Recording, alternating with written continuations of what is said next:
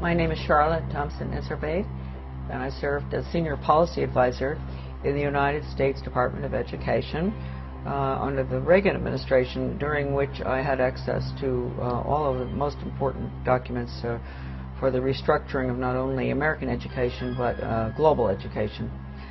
And I'm also the author of The Deliberate Dumbing Down of America, which gets into all of this, gives the background of what I saw not only in the Department of Education but as a local school board member.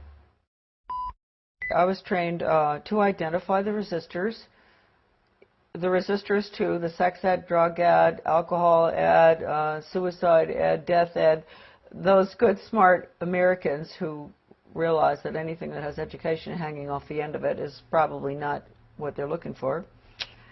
I was trained to identify those good people and to go up against them, and actually to go and try to get them to join us through the group process system, make them feel important, get them on a committee.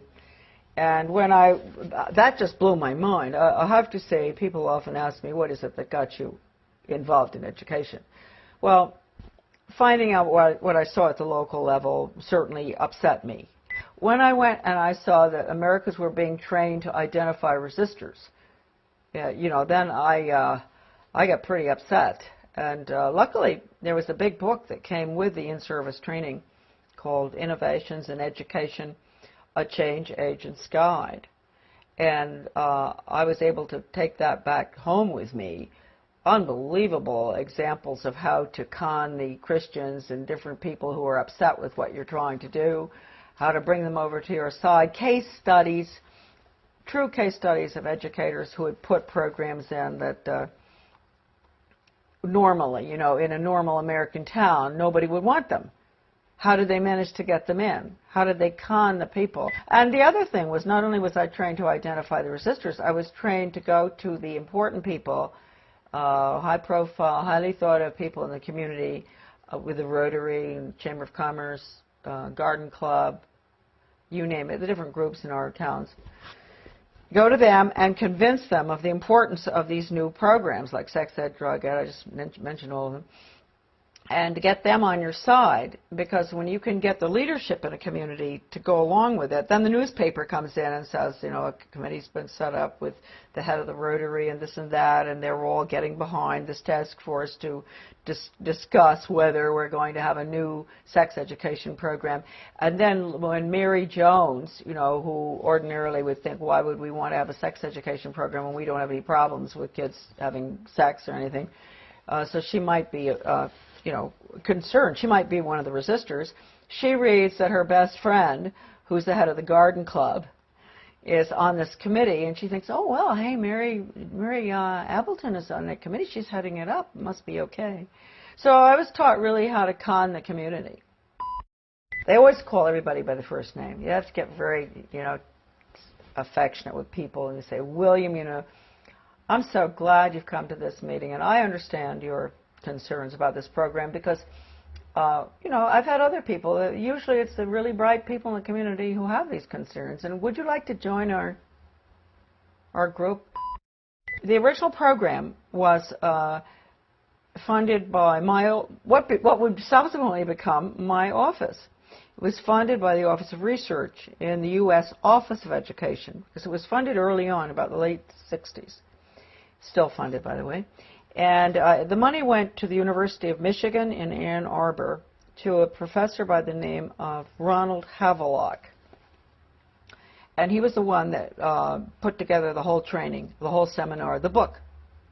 And in the back of the book they admitted it. Right in the back of the book they had about 100 major change agents listed from all over the country. Some of them I recognize, some I still don't, but some I do. And so this was a very important project.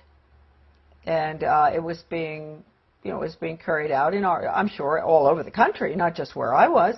This was in Searsport, Maine, this lovely little town on the coast of Maine, in the school there where the guy came in, the facilitator, not Professor Havelock, but a facilitator, to train us.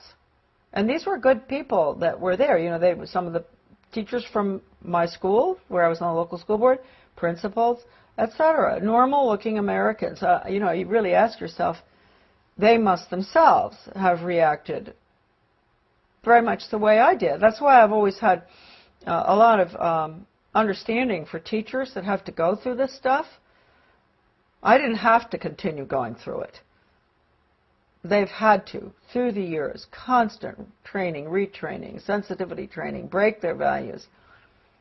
Right, no wrong. You've got to have all religions represented, so, you know, tolerant of everything, and because that's the New World Order. Disorder, excuse me. Professor Benjamin Bloom is probably the most important behavioral psychologist ever to live. I mean, maybe not quite as much as Pavlov and Skinner, but he really implemented the system in education in the United States. And he was the author of the Taxonomy of Educational Objectives. And I know that doesn't mean much to us. It means a lot to teachers. They know. All teachers have to go through that, Bloom's taxonomy. And just to give you an idea of how blatant they are, Benjamin Bloom said the purpose of education, and I often say this to parents, really, listen to this. You think the purpose of education is reading, writing, and arithmetic? The purpose of education is to change the thoughts, actions, and feelings of students. And then he goes on and he says, he defines good teaching, and this is even worse from the parental standpoint, as challenging the students' fixed beliefs. And then, in some of his works that I have, that are in my book, a lot of this stuff is in it. When he says challenge, does he mean challenge or does he mean change? Change their fixed? Yeah, through challenging. It's through challenging. You go up against them, and you change them. And you asked a good question, because then he goes on in one part of the taxonomy that is in my book. He says that he can take a student from here to there, from a belief in God or his country or whatever, to being an atheist and not believing in his country in 1 hour. Did he do that? Oh, yeah, he does it. And I've seen it with students. I've seen it with young people. And they don't even know, and teachers don't even know. That's why if you talk to teachers about it often, they'll really have an awfully hard time dealing with it. And if you go up to a superintendent, an educational administrator, superintendent or whatever, and you ask him or her, have you ever been through sensitivity training? They'll usually crack up because they went through it. They're the worst, those programs. I've been through them. I mean, how can anything be worse than some of the ones that the regular classroom has? But they're the worst. What do they teach the children? To bring about change. They put them through role-playing, psychodrama, all these psychological techniques where they play the part of starving children, and the other one plays the part of a very wealthy industrialist child. And, you know, they bring about the attitude and value change through the emotions. You know how young people are. You know, they're naturally very altruistic, and they want to help, and they don't like to see poverty around the world. And so what they'll do is, just like I think I mentioned to you earlier, or I don't know whether I did, going into the teacher, putting in the new social studies program in our community and walking through, taking the little tots through town and identifying big rich people's houses and small poor people's houses. That's a perfect example of what I'm talking about. Getting them young and making them feel sorry for the people who live in the trailer across from the captain's house, because they only eat hot dogs, not steak. And then they'll do the same thing with Ethiopia or wherever, some third world country, showing them the children dying, and then they'll show pictures of our affluence. And what do you eat for breakfast? Oh, you have eggs and bacon and cereal and orange juice and grapefruit and everything. Yum, yum, yum. Do you really think it's fair? Common unity. That's what we call it, common unity. It is no rule for the individual in the community, and for everything that goes on in the Soviet Union or communism is based on the community, the commune.